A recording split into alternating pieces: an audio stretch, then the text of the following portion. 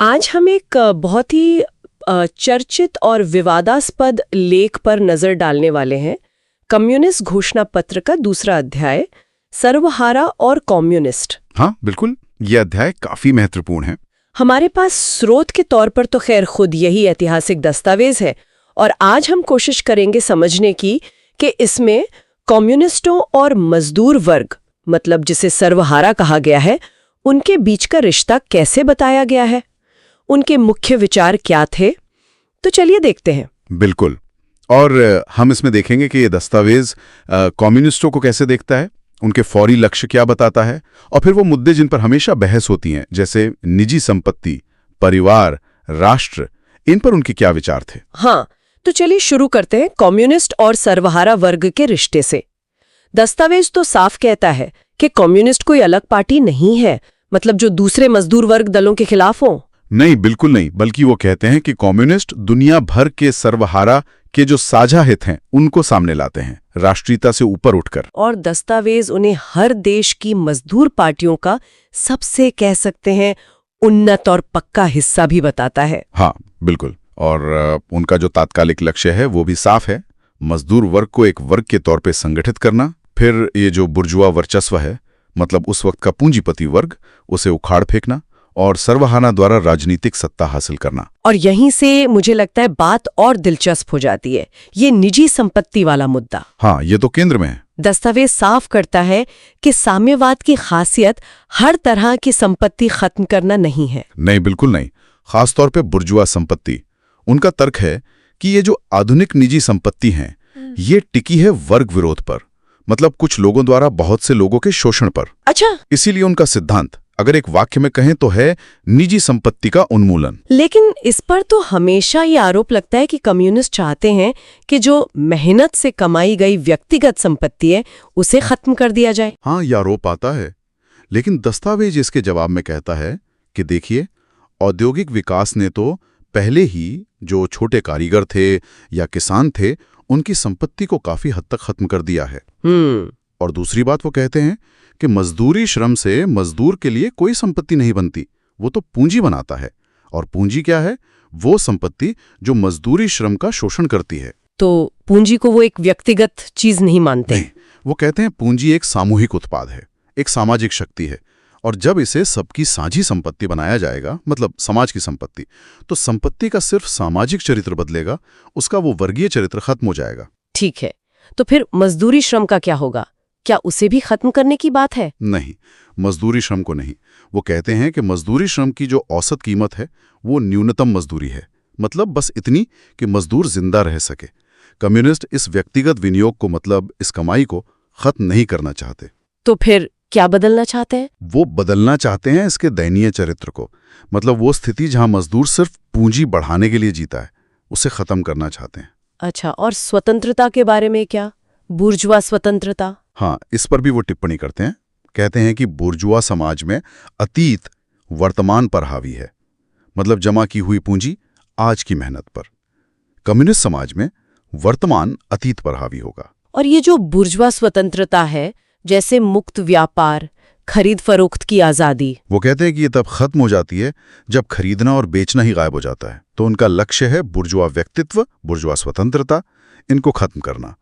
और वो ये भी इशारा करते हैं कि मौजूदा समाज में 10 में से 9 लोगों के पास तो वैसे भी निजी संपत्ति है ही नहीं। ठीक है, अब आते हैं उन आरोपों पर जो परिवार, शिक्षा और राष्ट्र को लेकर लगते हैं। परिवार के उन्मूलन का आरोप, इस पर दस्तावेज क्या कहता है? हाँ, ये भी एक बड़ा आरोप है।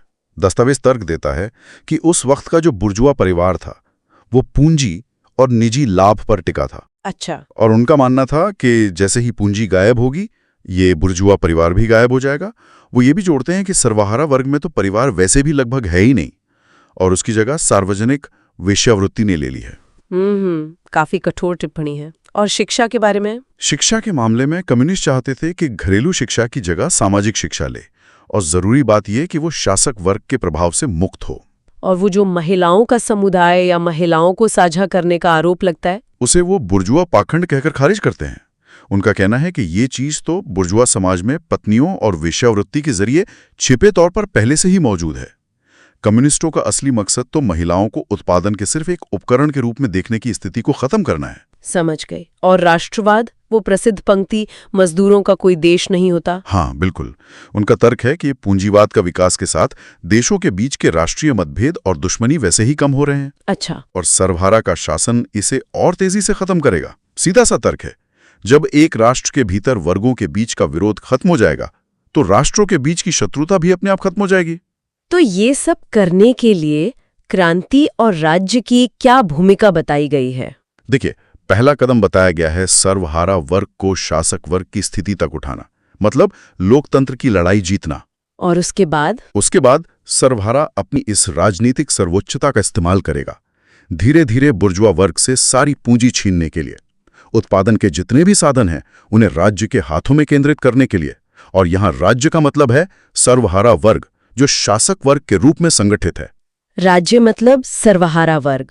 हाँ, संगठित सर्वहारा वर्ग।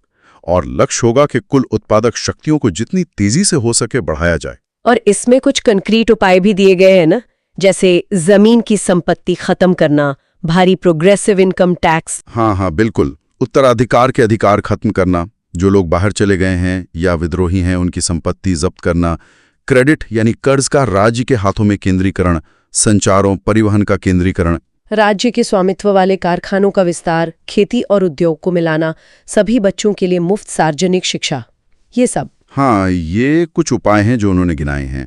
वो ये भी कहते हैं कि ये उपाय अलग अलग देशों में अलग अलग हो सकते हैं। ये उन्नत देशों के लिए सुझाए गए थे। ठीक है, तो इन सब का अंतिम लक्ष्य क्या है? मतलब आखिर में हासिल क्या करना है? अंतिम लक्ष्य है एक ऐसा समाज जहां वर्ग भेद पूरी तरह मिट जाएं। जब सारा उत्पादन पूरे राष्ट्र के एक विशाल संघ के हाथों में केंद्रित हो जाएगा, तब जो सार्वजनिक शक्ति है, मतलब राज्य, वो अपना राजनीतिक चरित्र खो देगी। राजनीतिक चरित्र खो देगी, इसका क्या मतलब है? इसका मतलब है कि राज्य फिर एक वर्ग द्वारा दूसरे वर्ग पर अत्याचार करने, उसे दबाने की संगठित शक्ति नहीं रहेगा।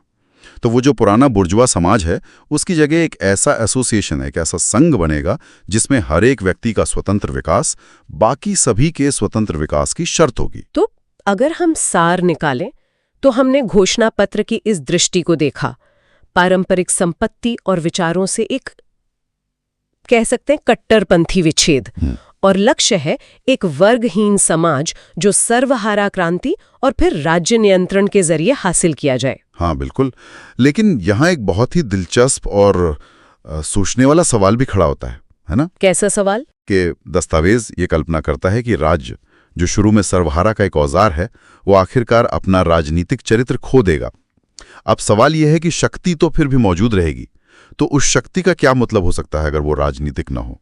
मतलब उस अर्थ में राजनीतिक न हो जिसमें घोषणा पत्र इस्तेमाल करता है, यानी एक वर्ग द्वारा दूसरे पर जुल्म करने की संगठित शक्ति का गैर राजनीतिक अस्तित्व कैसा होगा? ये एक आगे विचार करने लायक नुक्ता